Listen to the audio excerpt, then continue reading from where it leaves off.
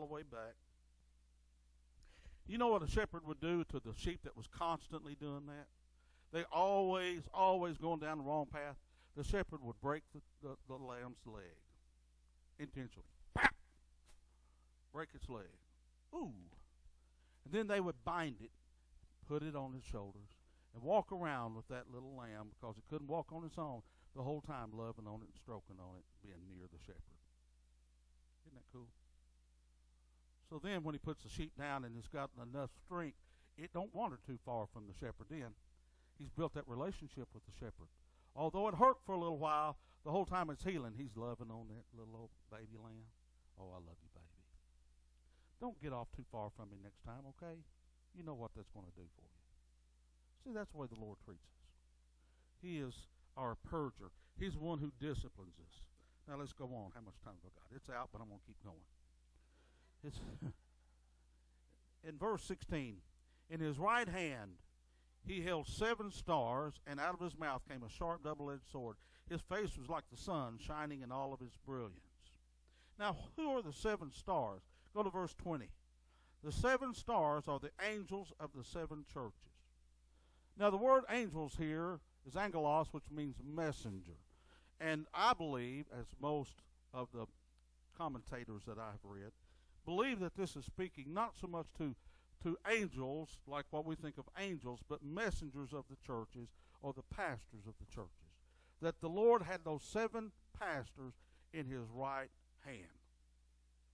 Now, what's significant about his right hand? Authority. Authority. Your right hand is your hand of authority. Place your right hand on the Bible, right? They don't say your left hand. Your right hand. When we shake hands, it's customary we shake with our hand of authority, our right hand. Your right hand is your hand of authority. And so what this is saying is that Jesus held the messengers of the churches in his right hand. Now, he's not giving them the authority. Now, don't misunderstand what I'm saying. He's saying that they are accountable to me.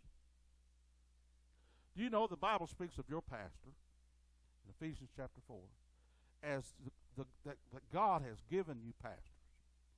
So I'm your gift. I started to wear a bow tie today, so I'd have a bow on, But my name is Bo. I'm the gift that God has chosen to give this church. Now, and hey, no refund. It was a free gift. Don't look a gift horse in the mouth. But I'm answerable to God. See, that's the point I want to make to you. I'm answerable to God. Now I say that to say this. I know that I don't preach tickling. I know that I don't tickle your fancy sometimes. I know sometimes y'all wish I wouldn't preach so hard and so loud and so long. I know that.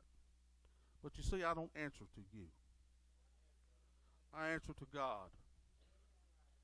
And so I vowed to him when he called me into this ministry that I didn't care if the people liked what I preached or not. Y'all can like it or not like it. That's on y'all. But I did vow this, that I would preach the Word of God as truthful and as close as I could possibly preach it. And then y'all could parse it out and do with it what you want to. You can go screaming in the night if you want to. You can go find someplace else that don't preach it as hard or long or loud if you want to. And a lot of them done quit preaching it. I'm just going to tell you. Heaping to themselves teachers having itching ears. They want to hear that you're good people. Well, you're saints of God in the eyes of God. But you need to know that before you became that, you were a sinner. And you needed salvation. And I say that to you today. Maybe you're here and you've heard this message and you're thinking, well, kind of glad I'm not a part of that church thing because, I don't want to be. Well, hey, listen, the other side of that coin is judgment's coming. There's a great white throne judgment. Read Revelation 20. That everybody's name that was not found written in the Lamb's Book of Life was thrown into the lake of fire. Whoa. Did not say everybody whose name was not found on the church roll. Y'all get that? Member of some church. Didn't say that. Or member of some denomination.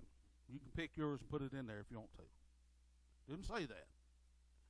Didn't say anybody that went through the baptismal pool. whose name was not found written in the Lamb's Book of Life. How do you get there? By putting your trust, your allegiance, making Jesus Christ Lord of your life. End of story. That's it. Have you done that? I'm not asking, do you have religion? I'm asking, do you have a relationship with Jesus Christ?